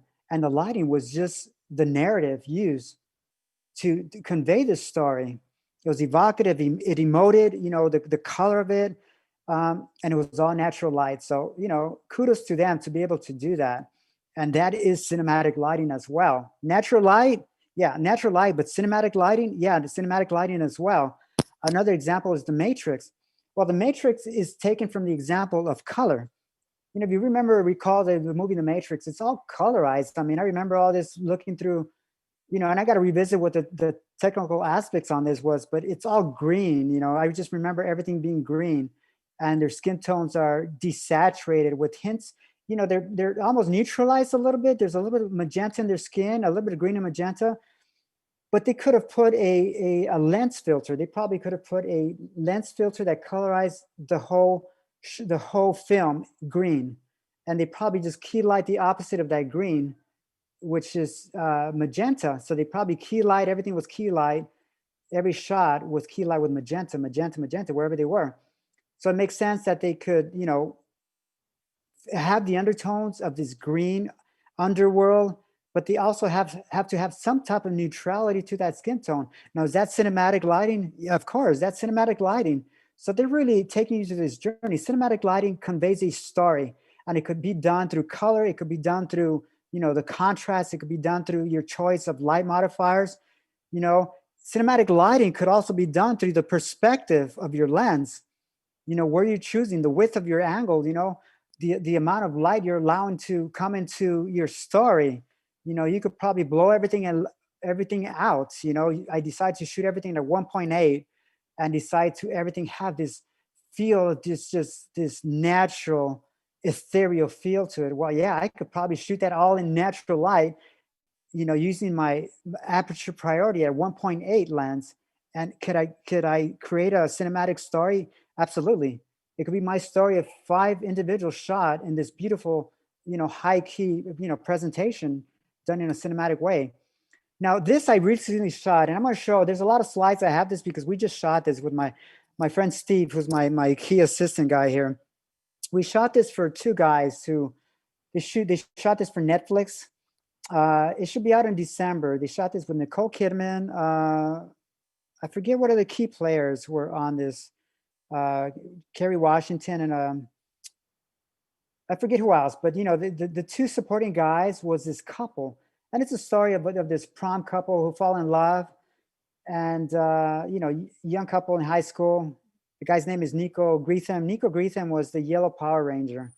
You know, he's known for being the Yellow Power Ranger, and Logan Riley, who, you know, she's also, you know, she's a professional dancer. They both are actually professional dancers. Well, they actually fell in love on the set of filming the prom. So, you know, not only we were doing some cool commercial, you know, editorial shots for them, but I was doing, you know, personal shots for them as a couple. So, I mean, it was a nice backstory, and you know, they wanted to create something voyeuristic, you know, something intimate, something where it's just their story. So we created a, you know, collection of maybe 7 setups here in Santa Monica. And now, is this cinematic lighting? Yeah, I mean, it's cinematic lighting because if you see the actual behind the scenes shot, the actual shot is just an alley, you know, dirty alley here in Santa Monica, you know, Santa Monica Beach. You know, there's trash bins in the back. If I detail the information, what's going on, well, the first thing I see is just this beautiful couple sitting down, you know, showing this great expression onto the camera. You know, I mean, that's great because that's what I want you to see. What I want you to see are these warm tones. You know, they got, you know, the complementary color of their blue eyes and their golden brown skin tones. Well, this was shot during, you know, maybe 2 weeks ago when there was a lot of fires here in California. The skies had this amber tone to it, which everybody's skin tone was beautiful. So it's like you almost put filter on all the lights. And that was great because when we were shooting this, raw images were looking just like cinematic.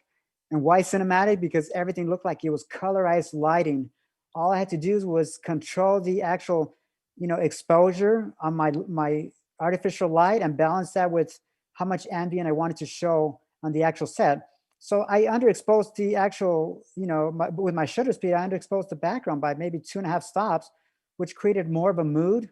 Yeah, and it's cinematic lighting. I created the FJ Westcott, and we shot these shots that are like almost a 200th of a second at 5.6. We used a 45 parabolic, which is a deep focus reflector. And all I wanted to do was illuminate them, light on them, and take away everything else. You know, everything else should be going a little darker. I'm going to show you quickly some of the behind the scenes shots. And look at the alley. I mean, talk about cinematic lighting. Well, that's what the shot would look like. The shot would look like an alley with no artistry. That's what they are. We had a mattress thrown out in the middle of an alley. We almost got arrested for this too. The cops flew by after the shot, but anything works for the shot, right? 2 light setup, hard light.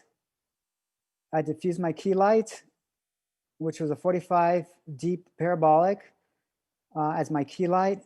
And my second fill light was a 7-inch reflector or 5-inch reflector to camera left. So I pretty much exposed for the ambient. I brought down the exposure by increasing my shutter speed, made it a little darker, made the mood a little darker. I think my ISO for this shot, I brought it to 80th of a second. It says 100, but I remember bringing it down to 80th of a second, which underexposed it 1 more stop. And I shot that at 5.6. So that's what the shot looks like without the drama and the artistry of the lighting. This is what the shot looks like, controlling lighting. So I control by color. I control it by modifying the light and focusing the light. Now, another shot was creating a studio outdoors. Again, cinematic lighting, a 2 light setup. We shot this in the same alley. I'm going to show you behind the scenes shot. You know, it's a couple who's engaged. I mean, they're very engaging. I don't know if they're engaged, but they're a couple. And it shows you those undertones. The skin tones, again, were beautiful. I did not have to do anything with the white balance. I think I took a neutral 18% gray card just for safeguard. But the colors as they were coming in straight out of camera were just this beautiful filtered amber lights. And that was because, again, the skies were filtered through high clouds. And it's almost like what I normally light with, which is a CTS, is color temperature straw, which has a little bit of yellow undertones. And that's what how we shot these. And again, it's cinematic. I mean, look at the shot. That's a snapshot of the behind the scenes shot. If there's no artistry, that's what it looks like. Just a shot with a couple in white light.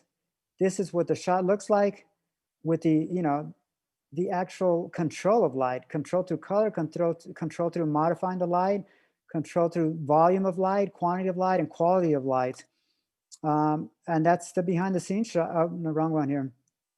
This is the behind the scenes shot quickly, what this looks like. So I have a small 80 beauty dish.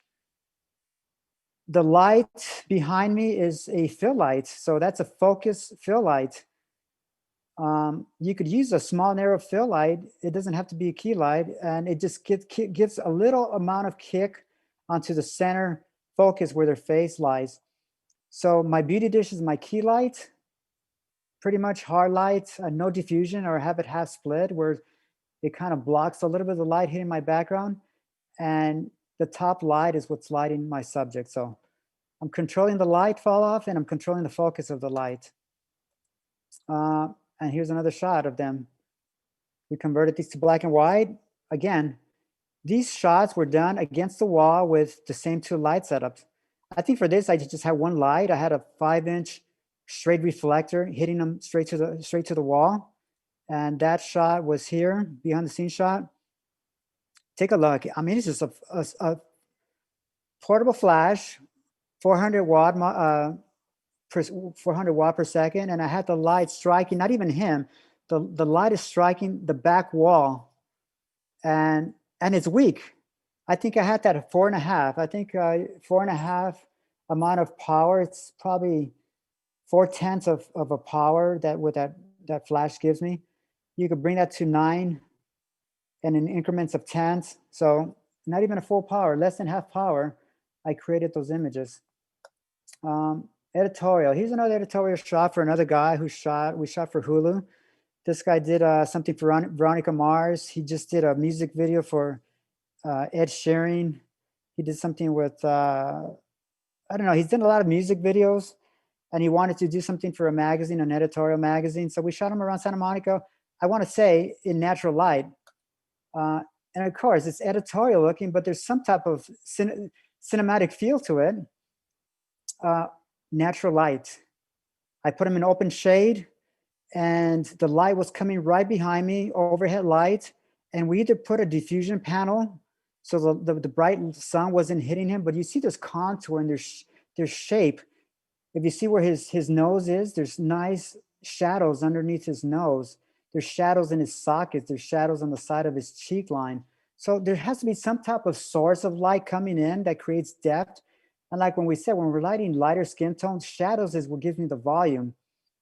We shot this in natural light, but it's still giving us a cinematic feel to it. And for these, we use flash. The one on the upper right was hard light, bright sunlight in California sunlight here. He was backlit with the natural sun coming from behind. You can see where the highlights on his hair is. That's the actual sun. So what I did was I exposed for the ambient exposure, the sunlight. And once I got that exposure, which was probably 2/50th of a second at f11, all I did was put a key light coming from the same angle. I didn't put it from the opposite side. I put it from the same direction of that natural sun, where this natural sun was coming from. So it looks like it's the sun, but it's not. It's artificial light. And it's lit to almost match that same brightness of the natural light. So when I'm lighting artificial light with natural light, what I do pretty much is I make sure I get that exposure. I expose for the highlights. And once I get that exposure for the highlights, then I key light my artificial light. So that's what's for me, what cinematic lighting is. Now, one last slide before we go to questions is my lens choices, because again, all images would not look the same, would not have the same appeal if it wasn't for the perspective I was shooting from. And that perspective is created by the lens choice. Um, and when people ask me, well, what lens do you use? What do you prefer? You know, early on I could say I prefer the 7200 millimeter lens, but I really now do not prefer any specific lens.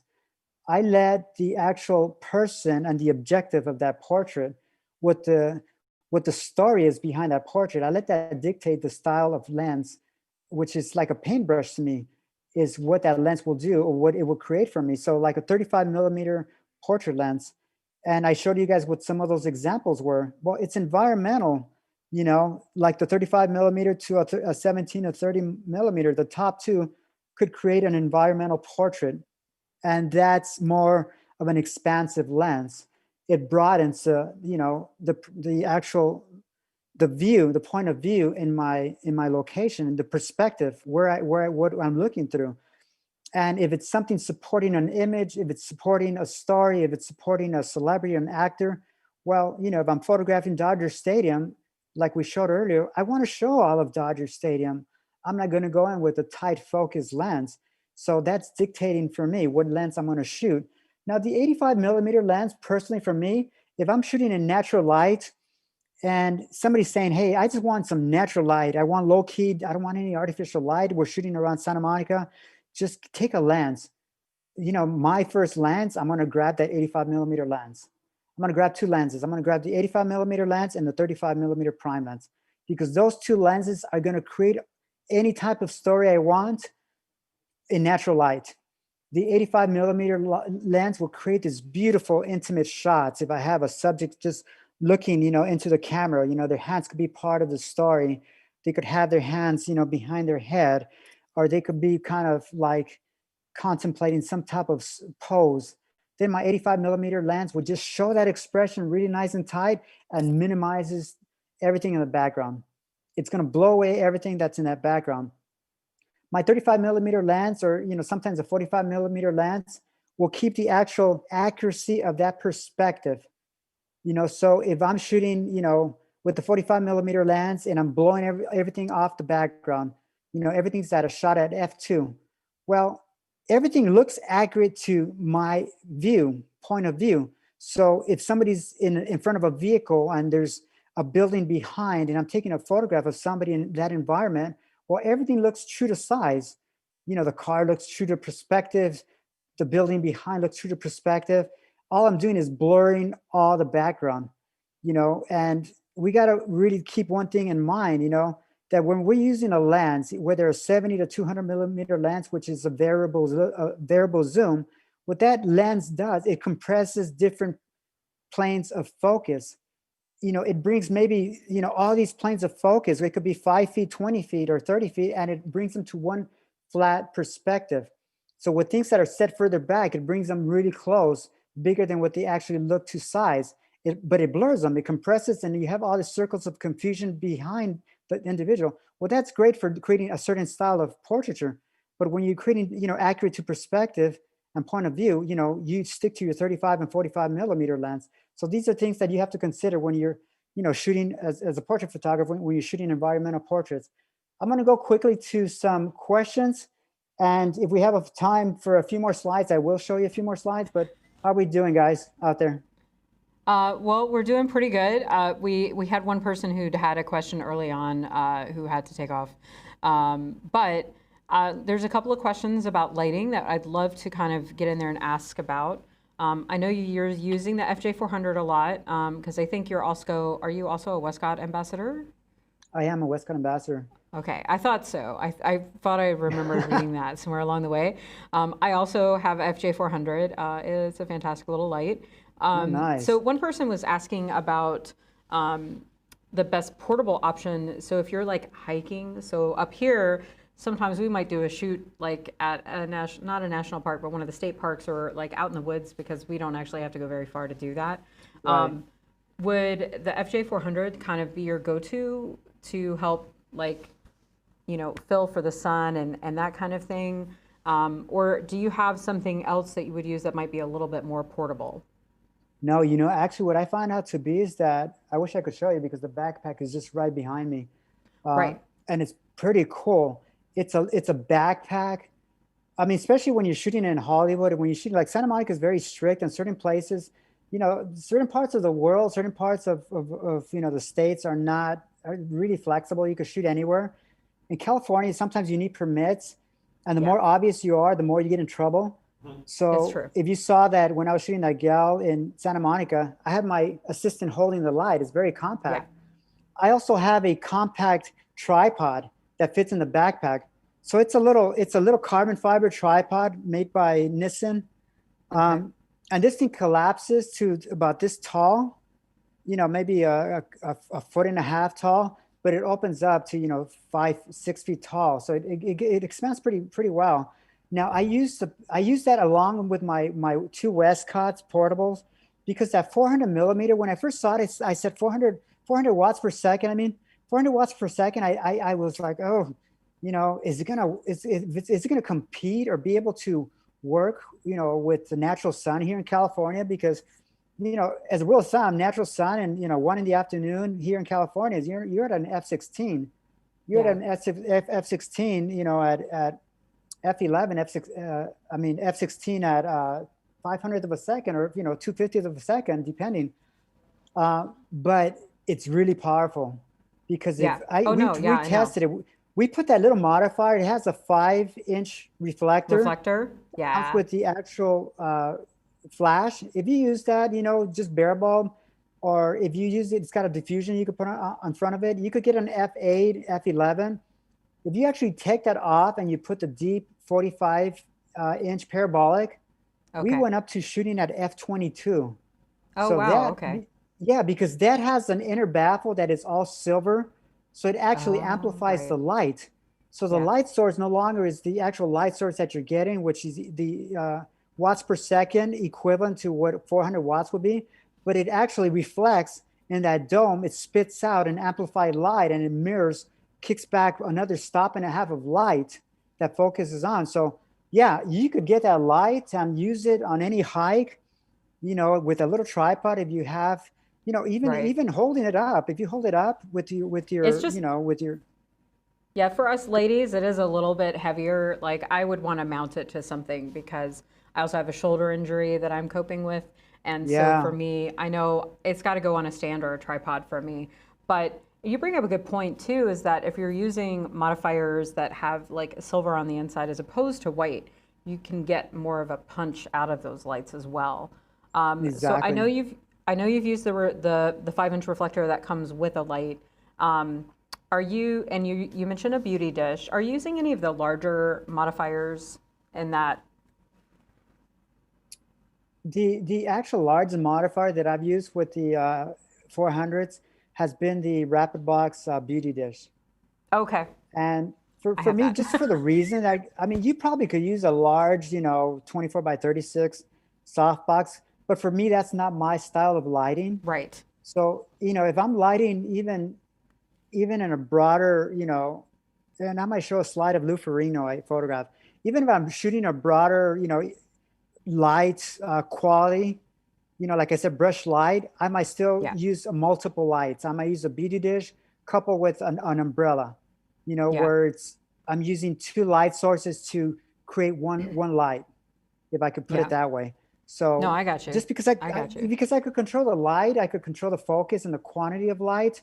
So Yeah. rarely do I use a larger, but can you use it? Yeah, you can use it with a large light source. And I think it's punchy enough to be able to create, like an F8 for, family portrait. So, I mean, I'm satisfied, man. I'll tell you, I've used, and I'm a studio specialist, I use like 600 watts per second, Yeah. and I was a Dynalight ambassador till, Okay. sadly they're no longer around, but, you know, I use up to tons of light. and tons of light just to create as the feel of one light source. So Right. when you see like this beautiful commercial lighting just with one shadow, well, I'm creating that with 16 lights. Right. I'm creating my key light. My key light's a bay of light. It's a beauty dish doubled up with two, silver umbrellas, and it's creating one light source. So just because I'm at f16, just quickly talking about light, I rarely, even when I'm shooting a billboard, and I don't go over f16. It degrades the actual quality of the image if you're shooting beyond f16. I find out. So if you have enough light source and light everything that you need to show and display in an image, you could get away with f8 through f16, and that's plenty. Yeah. If you're shooting Yeah. for advertising and billboard, yeah, you might want to push it up. But I've shot even f11 to billboard size, and if you're accurate with your light and open shadows, and you hold your exposures on your highlights, you're right. You're right to reproduce for anything you want. Well, there's so much flexibility. It's just about kind of getting in there and working on it and trying things, experimenting, failing, learning from that failure, all that good stuff. Right. So, okay, let me see. I'm just scrolling through our little chat room here. What I'd love to do is we are a little bit over time, but I would love Yeah. to ask just kind of one closing question. We have a couple of folks who are kind of interested in, your work. You work with a lot of celebrities, and I think, part of that, is just the work that you do. It's got that cinematic look and all of that. So could you share like one tip for someone who's interested in kind of taking that similar path? Maybe today they're a portrait photographer, but they want to work with higher end clients, or maybe they want to get into advertising or editorial work like you're creating. Could you share like one tip to get them on that path or help get them on that path? I think, for me, this journey, when I've embarked in this journey of doing commercial portraiture, because I could really narrow it down to just commercial portraiture. And sometimes I've worked with many agencies. I don't have an agent, but I've worked with tons of agencies, and I don't know where my images end up, but I set myself to be a commercial portrait photographer. And that Right. encompasses the whole spectrum of celebrity work, advertising. It could be music label. I'm shooting Yeah. something for a music label this week for an album cover. Who knows if it's called album covers anymore? Unfortunately, we don't see CDs or albums anymore, but for a CD Actually, label. records are making a comeback. There's more and Yeah, more I heard like Fleetwood album Mac was the number sales. one selling LP this year. Yeah. And So actually it's cool to vinyls see that come back. outsold CDs this year too as well, right? Yeah. Which is great for us photographers. But I think when it comes to that, you have to set that as your goal. And I think for me, when I saw success in this type of work, is that when I prioritize that as when I set it as my priority, plain and simple. I set myself to say, this is where I want my work to be. I want it to be just focus on commercial celebrity work or Right. commercial photography, commercial portraiture. And when I did that, I pretty much fill in the gaps. So I looked at my body of work and I say, okay, well, when I go out and I solicit this type of work, I got to understand that when somebody looks at my work, my body of work, the first thing they're going to do is like, what's your website? We quickly forget that we're in this automated, Yeah. very quick, natural gratification, quick gratification. Anybody could pull you up immediately. They'll do a Google search or what's your website? What do you do? So if you're not ready to show and display, if you're not ready to pursue work, then you got to go back and fill that gap. So you go back once you set your standard and you set your goal. Go back and look at your body of work and say, okay, if I have my website, is my website a representative of this style of work? And I did. I had to go reevaluate myself. I pulled off everything that did not relate to this kind of work. Why? Right. Because especially in Hollywood, and I got coached in this process a lot. I got coached by art directors and I got coached by agents. They became personal friends of mine. a personal friend of mine invited me to go photograph Sophia Loren, and it's funny because early in my career, when I was doing this type of work, I was doing portraity work. They're like, Hernan, your work looks too peachy and fuzzy. The picture I took of Helen Reddy, for instance, on a canvas painted background, I don't do Yeah. that anymore. I shot that 8 years ago. Everything I photograph now, it's like on clean, Sauvage, universal colored paper rolls. That's all I do. Why? Yeah. Because Yeah. the industry commands clean portrait work where all they're seeing is the celebrity, the individual, the Yeah. personality. Why? Because commercial work dictates that, like for this, we need enough room around to have space for logos, for titles, for whatever it is, a CD Yeah. label, for anything, music Yeah. label. So, Yeah. then it made me think like, oh my gosh, like I'm falling really short on that part of of pursuing this work. So I set off, maybe almost a year. I took a year off. I deleted all my work. I made calls to people who were shooting, not even celebrities, because it's a catch-22. You need celebrity work to pursue celebrity work. So, well, how Right. do you get to celebrity work if I don't have any celebrity work? Well, you photograph for agencies who are photographing actors. Get used to photographing actors. Now I'm shooting a lot of these young kids who are your next uprising of celebrities. These guys who are doing stuff for Netflix, who are playing lead roles for Hulu miniseries and stuff like that. Yeah. Well, these people might not know who Robert De Niro is, which is pretty sad. They don't know That is who pretty sad if who they are don't. classic. I mean, it's sad because I told somebody like I'm photographing Sophia Loren, and they have no clue.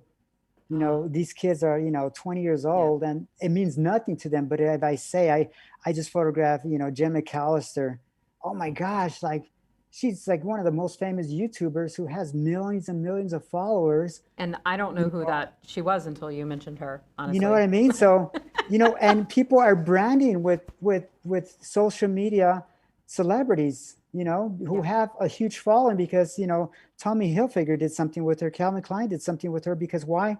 It's the relevancy of portrait work is different than what it was at my time. And the thing Yeah. about it is if I have this narrow focus of just like, oh, I studied classic portraiture, or all I did was this style of work, then you know what?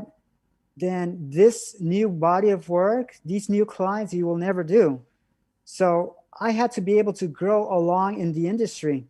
I had to be Yeah. able to see beyond what is happening or has happened in my time and see where it's going now, where portraiture is going now. Portraiture now is going, it's very documentary. It's very Yeah. voyeuristic in the approach to what photographers do for now. What does that mean? Well, we're photographing these individuals like, look at me, but don't look at me. Look at me doing the stuff that I do, but I'm not looking at you. I want you to Yeah. follow me and show my story. And that's what I want you to see as my style of portraiture. Well, it made me look into that, and we created a compromise of what that was between what I consider a marketable commercial portrait to what they see as this new trend. Because I also want my work to be timeless. Like when I showed you John French, the guy's from 1907, and I pull up his images now in 2020, and his images are still relevant. I don't want my images to have a shelf life of 10-year span. I want you Right. to look at my body of work, and when I'm passed, I pass away, and it's like, wow, my work is still relevant. His images still have impact. Like that image Right. here of Floyd Mayweather, he's holding himself with he's a boxer. I don't have him holding gloves up on his face, but his hands are part of the narrative. His hands are part of Right. the story. Well, he was a guy who supported his son's career through the trajectory of all his championships. And he played a leading role and a supporting role. Well, he's a man who's got style, he's got swag. So we dressed him up according to the style who he is. But then his hands were part of the story. And we shot this in the gym. We shot this on if you see, there's a seamless purple background. Well, Yep. that's a seamless paper roll. What that does for me, it creates a timeless portrait of that shot of Floyd Mayweather, and everything else hints. There's a punching bag of red, white, and blue. Right. Well, he's an American. He's an American champion. They're American world champions. That hints. It's playing a supporting role of the portrait. So it's creating a story, but it's always based on the individual. And I'm always lighting him to the style and the color of what I want to show you. So again, this is not lit with just white light. This is lit with, pink light. I'm lighting this with, a magenta, a pink light on the subject. That's why the highlights are warmer. There's a pink tint to it. So I'm thinking about all this as I'm creating the portrait. So, again, back to your question, if somebody wants to pursue this as your priority, Yeah. and you cannot pursue it, half-baked, half-assed. You'll never get anywhere if you got 1 foot in, 1 foot out. Man, I mean, when I excelled on it, I almost had to take 1 step back to take, 5 steps forward. And I almost had to sacrifice and say, well, it's going to take a lot of work, but it's something I definitely want to do. And there's no reason why I cannot be as good as any photographer out there. And I said myself, and in order for me to compete, in a forum and a place technically with these photographers, that means my technical skills have to be at par with any of these photographers. What does that mean? Well, I did all my homework. I tested and tested and tested. And even till this day, I tested last week, and I've been doing this for a long time. So I'm always testing and learning new things. Like we lit during the fires. And what I learned 2 weeks ago is that it was beautiful light. And I want to learn how to create that light artificially. So what did I learn? Things burning. I learned that I could put a diffuser over my subject to soften the quality of light striking my subject from the sun. But then I could also put a panel of CTS, which is, color temperature straw, on top of that diffuser and create that consistently that same light any given time I want to. So after over 20 years of doing this, 2 weeks ago, I learned something new. I like something. Now I have it in my, my toolkit on what I'm going to do to create it next time I'm hired for a commercial shoot. And again, it's preparation. It's the intersection of, preparation and opportunity. So the opportunity will always be there or will always get to you. But are you prepared to be able to execute either your vision or the vision or the job that someone has for you at hand? So that's a word of advice I could give to any aspiring photographer in any aspect of portraiture, but specific to commercial photography. Is you have to look like a commercial photographer and be prepared to do the work of a commercial photographer. And again, thank it's you. No again. easy feat. I got my start assisting in commercial photography back when I was just a teenager, actually. And it's hard work. And it's shifted for sure over the past, especially I'd say the past 10 years. All that goes into it, and how we, now we have our online portfolios and people still do printed books and all of that. So, so I'm going to wrap this up. We're a little bit over time for the session. So first of all, I want to thank you, Hernan, for all of that really valuable information. We got lots of great feedback from those who were tuning in. We really appreciate your time and energy, and we're glad we were finally able to make this session happen. I know, right? I know, right? We were trying for March, and here we are. I know, but we got it. We got it, right? We got it. Yay! Yeah. For those of you tuning in, if you signed up for this session, you will receive, actually, I think it went out already, but there's a little email that went out with a promotion for Tamron lenses. So it's kind of super secret. Like, I can't share the details. All I can say is that you need to be registered to get these promotions. They're only valid for a short time. And there's actually a lot of great deals just in general on the website. You can come in and shop. We're open until 5 p.m. today. It's Sunday. And then we're back to being open Monday through Friday. So we're Monday through Saturday, 9 to 6, Sundays, 12 to 5. So we're here open 7 days a week, with the exception of certain holidays, of course, just like most businesses. But we're not done with these live broadcasts in support of our anniversary event. This is the beginning of Lenses Week. And we'll wrap the next weekend with some Olympus events. We have another Tamron session tomorrow afternoon at 2 p.m. on wildlife photography. So come back tomorrow at 2 for that. Check out the full schedule at glazerscamera.com/anniversary. Be sure to sign up. Seriously, there's some great promotions happening, but many of them are only available if you come into the store or sign up for these events, so we can send them to you via email. So Hernan, Ben hanging out in the background, Yeah. the silent master back there. Thank you guys so much. Everyone here in Seattle and those tuning in from wherever you're tuning in, we hope you have a really great rest of your Sunday. And we will see everyone live tomorrow at 2. Awesome. Thank you, Kate and Ben. Thank you, buddy, for bringing me in. And thanks to Damien as well.